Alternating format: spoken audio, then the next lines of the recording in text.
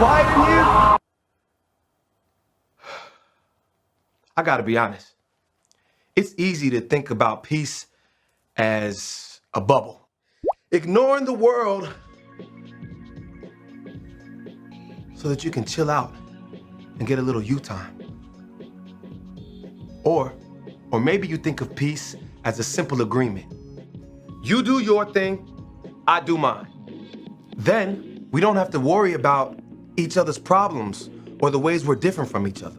Or you might see peace as a big, grand thing. General, this treaty officially ends all wars. But true peace doesn't look like any of that. True peace is messy. It takes hard work and creativity.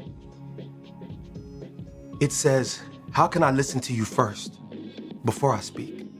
It says, how can I learn what it's like to walk in your shoes before I try to fix it? How can we get creative to find a way through? See, when you do the hard work of making peace, others can see God at work in you. That's why making peace is an amazing way to worship God with your life. Because worship, it's about more than just singing loud. It's all about living loud.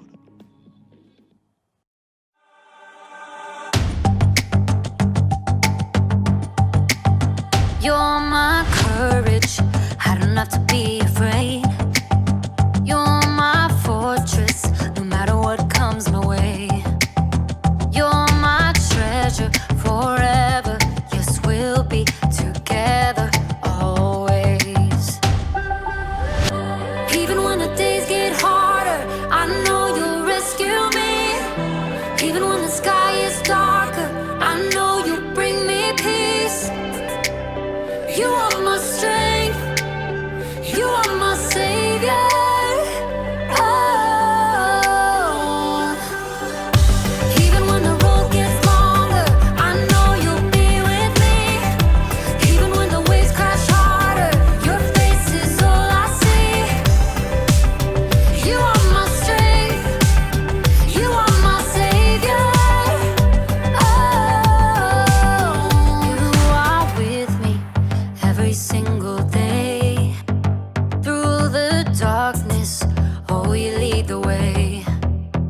You're my treasure forever, yes, we'll be together always. Even when the days get harder, I know you'll rescue me. Even when the sky is darker, I know you'll bring me peace. You are my strength, you are my savior. Oh. Even when the road gets longer, I know you'll be with me. Even when the waves crash harder, your face is all I see. You are my strength, you are my savior. Oh. Every time I fall, you pick me up. You fight for me, you overcome. You bring me peace, you give me love. For you I sing, to you I run. I praise your name for all you've done. You are my strength, you are my savior. Ooh. Even when the days get harder, I know you'll rescue me. Even when the sky is darker, I know you'll bring me peace. You are my strength, you are my savior. Oh. Even when the road gets longer, I know you'll be with me. Even when the waves crash harder, your face is all I see. You are my strength, you are my savior.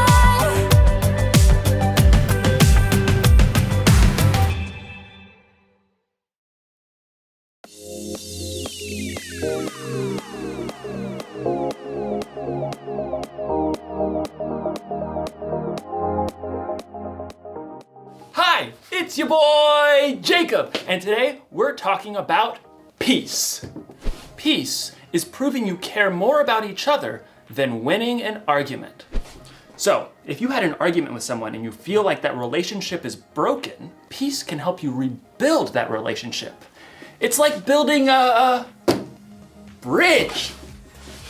Bridge, bridge, bridge. Bridge, bridge. You can build a bridge out of anything. Legos, popsicle sticks, spaghetti, and even trash. Sometimes we throw things away without thinking about how much we really need them. So I'm going to recycle this big, beautiful bin of garbage by building a bridge. Let's do this!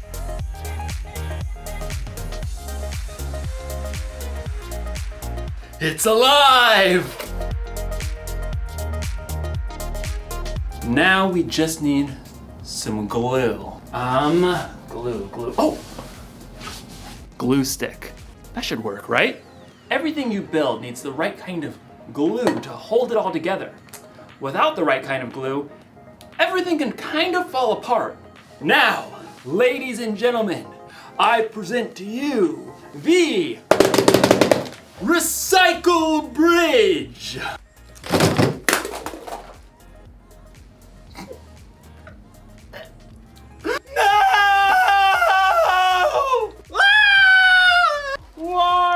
You see, it's hard to make things stick together when you don't have the right kind of glue. As you'll discover in today's story, helping people stick together takes the right kind of glue too. So, stick around. You see what I did there? Stick. The Bible. It's 66 books of history, stories, letters, and poetry that fit together to form God's one big story. The epic adventure of how He created us and loves us so much that He made a way to rescue us. As we travel through the Bible, from Genesis to Revelation, we discover people who met God and found their lives changed forever. Now, for an amazing story, inspired by the book of Colossians, chapter 3, verse 15. In a letter written to the Colossian church, the Apostle Paul wrote, "Let the peace that Christ gives rule in your hearts. As parts of one body, you were appointed to live in peace and be thankful." Now let's see what that truth may look like played out in our lives today. Katie wiped the sweat from her forehead and took a long drink from her water bottle. How is it this hot in April? She looked back at the long patch of scrubby ground on the corner lot by Miss Watson's house. Her friends, Caleb and Nona, were both pulling weeds too. I thought we'd be done before lunch. It'll take us days to clear out all this brush. All three kids lived in the same neighborhood and were in Mr. Benson's 7th grade social studies class. It had been Katie's bright idea to start a neighborhood garden for their community service project. Well, we have to finish, unless you want to fail social studies. Even though the friends had been working for a couple of hours already, they'd only cleared the brambles from a small patch of land at the corner. Even when we finish pulling weeds, we still have to dig up the dirt. Yeah, and plant the seeds and water them and stuff. Look, we just need to get it done. I really want an A, okay? Let's use what we've cleared so far and pick one thing to plant. Sunflowers. What? They're big. They're bold. They'll brighten up the whole neighborhood. I don't want to plant flowers. Katie did a quick search on her phone for backup. Plus, you aren't supposed to plant sunflowers until summer. That's a big fat fail for class. Well, it feels like summer. We should plant a pumpkin patch. I mean, how awesome will it be to have all the little kids come right here to get their pumpkins in the fall? That's like half a year away. You guys. Plus 2 words, pumpkin pie.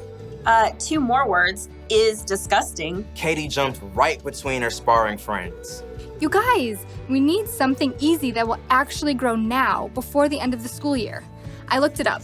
She held up her phone and showed them a picture of small flowers with viney green stalks.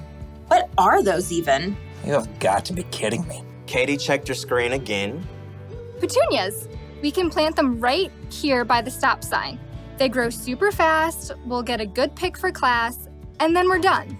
I thought the whole point of this was to help people. Petunias are nice. This is ridiculous. Something that small will just get overrun by all the weeds we haven't pulled. You got a better idea? Yeah, sunflowers. You know, something big and beautiful. Or pumpkins. Katie ripped off her gardening gloves and hurled them into the dirt. Fine. Do your own community service project. You're quitting the garden? It's not a garden, it's a weedy dirt patch. I'll do my own project. Katie grabbed her water bottle and her tools and stalked off. I cannot believe them. At home, Katie kicked off her muddy shoes and hurled her dirty gloves on the floor. How'd it go, sweetie? Awful.